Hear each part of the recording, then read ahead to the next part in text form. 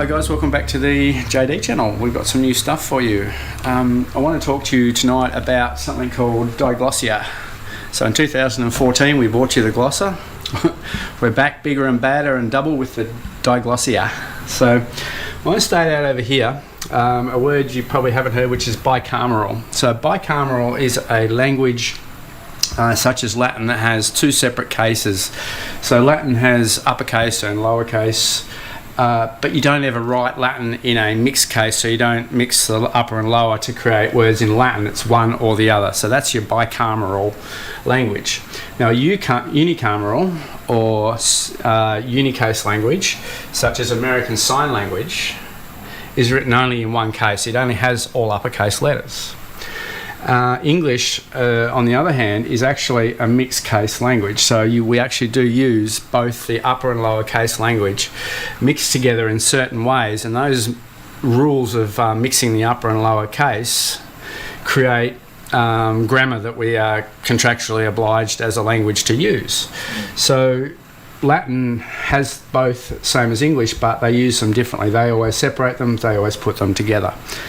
Now, one thing I've found is something called a standard language, guys. This is in the manual. So the basic definition is it has an official sanction from an institution and it's codified.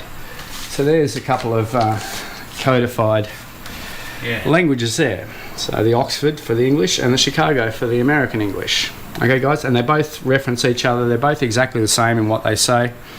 There's no difference, and they tell us what a name is, a proper noun, and how to do the standard English upper and lower case mixing, or the case sensitive words such as proper nouns as opposed to a regular noun, whatever. So what we've got now is, if we come over here to Diglossia, Diglossia is speaking in two languages, Di two, Glossia tongue. So what they've done is they've mixed English and ASL. So we think it's all here. We think this is what we're speaking in, but actually it's English plus American Sign Language. So this gives you a diglossic language. Now a diglossic language, say you were native in two tongues, you could simply switch, say that was English and that was Russian. You could speak both of those. You could simply swap with the speaker and they would understand what you were saying. In this case, we don't know what the all capitals means. There's no meaning applied to it. So you're reading half of it, or whatever part is written in English, but you're not reading this, so you don't have a comprehension of this diglossic language. And because it's not in these books don't ever tell you to write in full capitals. They give you a case, the English case, mixed case scenario. They tell you to do that, that's fine. So use one capital letter for a proper noun, use one capital letter for a sentence, that's called sentence case, the other one's called title case. There is no full capitals, it has no sanction, so it's not codified, and it's not an official language, so it's a non-standard language. And I just want to show you how this works.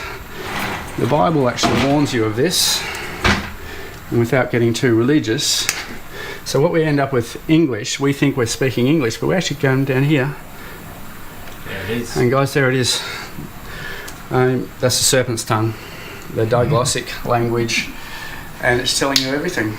And the Bible warns you against it. Eat from the tree of knowledge, you will surely die. Something else interesting we found was a die is death, but there's also, it's a mould of two parts, so you become two. So a mould is the Christian name and the surname, the serpent name, put together. So that may be what the Bible is talking about, is if you eat from the tree of knowledge, you will become two parts, creditor, debtor. And this language, it's unreadable, it's Babel, it's Babylon. Mede versus Mede says the court can't even accept these documents, so it's not a court. But we'll go into that with a new video we're doing about what Australia is. But that was just a quick one, guys, and just be careful who you're dealing with on that.